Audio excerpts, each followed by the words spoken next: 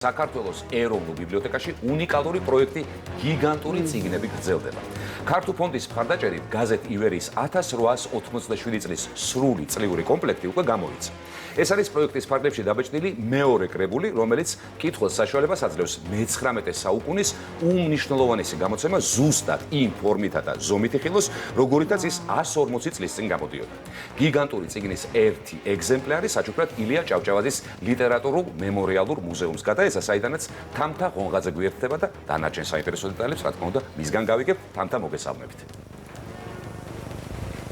დღემშვიდობისა, დიახ, როგორც თქვენ აღნიშნეთ, გიერთდებით ილია ჭავჭავაძის ლიტერატურულ მემორიალური მუზეუმიდან, რაც შემთხვევითი ნამდვილად არ არის, რადგან სწორედ აქ მდებარეობდა ივერიის რედაქცია და სწორედ ამ კედლებში ცოცხლდება ის ეპოქა, რასაც ივერია რამდენიმე ათწლეულის განმავლობაში ქმნიდა. მე მინდა მაყურებელს შევახსენო, რომ ძალიან რთულ და წინააღმდეგობრივ პერიოდში 1877 წელს გახსნა ივერია ილია ჭავჭავაძემ და იმ დროს საკმაოდ მძაფრი კრიტიკით შეხვდნენ დროების ჯგუფი და პირველივე გამოცემას მიუძღვნეს რეცენზია, მიუძღვნა ნიკო ნიკოლაძემ, სადაც ის ილია ჭავჭავაძეს ჟურნალისტიკისთვის თავის დანებებას და ბელეტრისტიკაზე გადასვლას ურჩევდა და ამავე რეცენზიაში ვკითხულობთ ჩვენ, რომ მწერალი, რომელიც თავის კალამს იმისთვის იღებს, რომ საზოგადოებას თვალი აუხვიოს და კაი შემოსავლიანი ადგილი იშოვოს, ჩაქოლვის ღირსიაო. აი ამას წერდნენ ილია ჭავჭავაძეზე და სწორედ აი ასეთ რთულ და წინააღმდეგობრივ პერიოდში მოუწია ილია ჭავჭავაძეს გაზეთი ივერიის დაარსება და ამ გაკვეთილის რესტავრაცია და ამ ივერიის, ასე ვთქვათ, რესტავრაცია და გაციფრულება და აღდგენა განიძრახა ამ ისტორიის აღდგენა განიძრახა ეროვნულმა ბიბლიოთეკამ და სწორედ აი ამ უნიკალური და საინტერესო პროექტის ხელმძღვანელი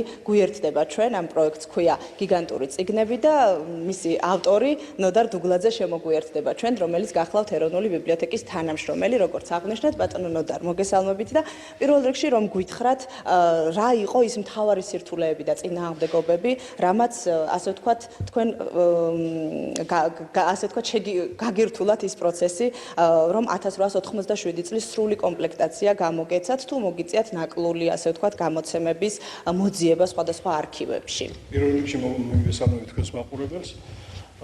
ივერიის გაციფრულება, დასკანერება, ასე ვთქვათ, მისი ციფრული რესტავრაცია მოითხოვს ძალიან დიდ სირთულეებს და ასევე, რა თქმა უნდა, მოძიებას ასევე არის ძალიან ჩვენ გვაქვს ეროვნულ ბიბლიოთეკაში დაცული ეგზემპლარები, რა თქმა უნდა, ეს ითვლება რომ არის სრულყოფილი, მაგრამ ჩვენ და სამწუხაროდ არის ისეთი გვერდები, რომელსაც სჭირდება მოძიება სხვა არქივებში. ეს გახლავთ გრიშაშვილის მუზეუმი, მაგალითად, სადაც ინახებოდა ძალიან დიდი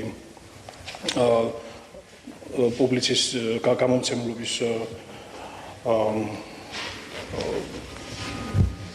ბიბლიოთეკა და ასევე საქართველოს სახელმწიფო უნივერსიტეტს აქვს დაცული, ასევე საქართველოს ეროვნულ არქივს. ჩვენ ვეძებთ, აი მაგალითად ერთი გვერდს შეიძლება რაღაც აკლდეს, ჩვენ ყოველ თითო ასოს დავსდევთ. ანუ ისე არ არის, რომ ვატოპტოვებთ ამას ან ჩვენს ნებაზე უშვებთ, არამედ სრულად გვინდა რომ აღვადგინოთ. ეგ არის ძალიან დიდი სირთულე ამ ეტაპზე. გარდა ამისა, ასევე საინტერესოა იდეის შესახებაც, იმიტომ რომ რატომ გაჩნდა საერთოდ იდეა, რომ გიგანტური ზომის, იმავე ზომისა და ფორმით აღგედგინათ, რამდენად ხშირი იყო, ვთქვათ, ბიბლიოთეკაში მოთხოვნა, რომ წაეკითხათ ივერია. აი ეს საინტერესოა. ნუ ეს პირადი გამოცდილება ძალიან სუბიექტური, მე ძალიან მიყვარს გაზეთი, მაგ თემას არ გავშლი. უბრალოდ სტუდენტობის პერიოდში, რა თქმა უნდა, ეროვნულ ბიბლიოთეკაში როგორც ძალიან ბევრი ადამიანი დადიოდა, ხედავდა რა დღეში იყო ჩვენის გაზეთი. ხშირად ჩვენი ბიბლიოთეკარები ამბობენ, რომ მეცნიერები აფუჭებენ გაზეთსო, ჩვენ გაზეთებს. სხვათა შორის ამ მაშინ მაღალმჟავიანობის შემცველი გაზეთები იყო და ძალიან სათუთია მასთან მოპყრობა. არ შეიძლება ეს მკითხველს გადაეცეს ხელში, უნდა აიგრძალოს ეგ და ასეც იქნება ძალიან მალე. თქვენ ნახავთ, რომ აი მაგალითად განსაკუთრებით პრობლემებია შუა გვერდის შუა ნაწილში, სადაც მეცნიერი ან მკითხველი თავის ბოდიში თან ნიდახს ჩამოდებს და ხომ ცხიმიანობა ყვალი რჩება და ასე შემდეგ ყვალი რჩება და აფუჭებს გაზეთს. და ეს ასევე არის მონიშნულების ფანქრით, ავტოგალმით არ ზოგავდნენ მოკლედ.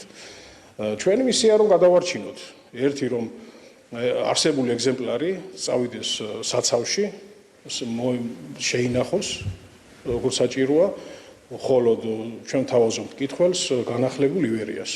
საინტერესო რას ცვლის რიგითი მკითხველისთვის და მკვლევრებისთვის, აი თქვენ მკვლევრები ახსენეთ ის, რომ აღარ იმუშავებენ, ასე ვთქვათ, ძველ დედნებთან და მოუწევთ ახალ განახლებულ ივერიასთან მუშაობა. პირველ რიგში ჩვენ ვაგრძელებთ ამის გაციფრულებას, ასე ვთქვათ, და მის თავიდან დაბეჭდვას და ვზრდით მის ხელმისაწვდომობას. ანუ ჩვენ ვარიგებთ ყველა ქალაქის მთავარ ბიბლიოთეკებში, ეს არის ჩვენი მიზანი. მინიმუმ ყველა ქალაქის რაიონული ცენტრის მთავარ ბიბლიოთეკაში იყოს ეს წიგნი.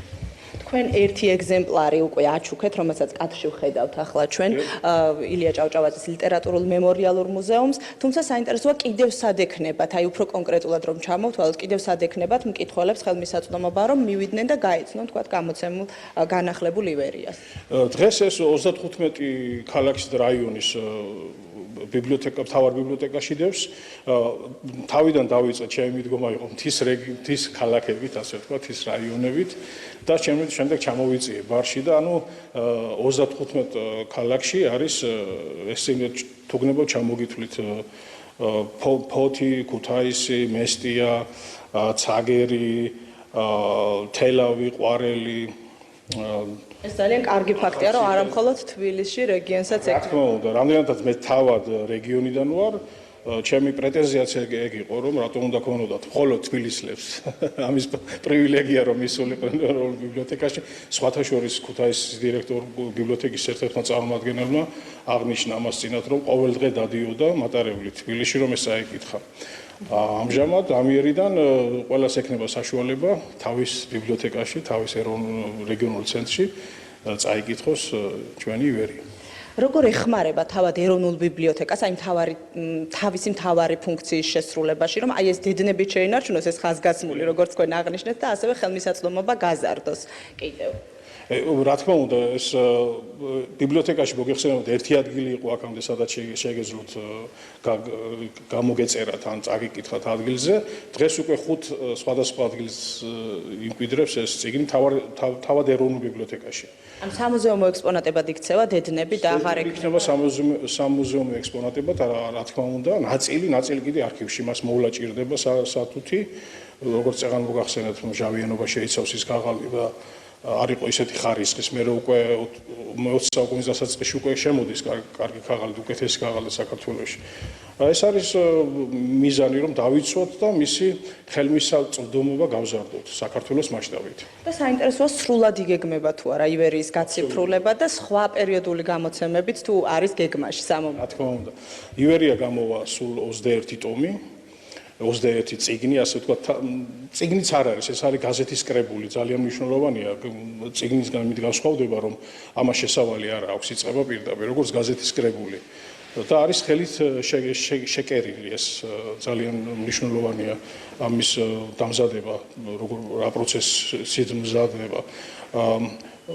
შეგვიძლია ჩამოვთვალოთ კიდე რომელი გამოცემები იქნება ივერიისგან. რა თქმა უნდა, ჩვენი ძალიან დიდი ეხლა პარალელურ რეჟიმში ჩვენ უკვე გავაკეთეთ ნაწილი კიდე პროცესია.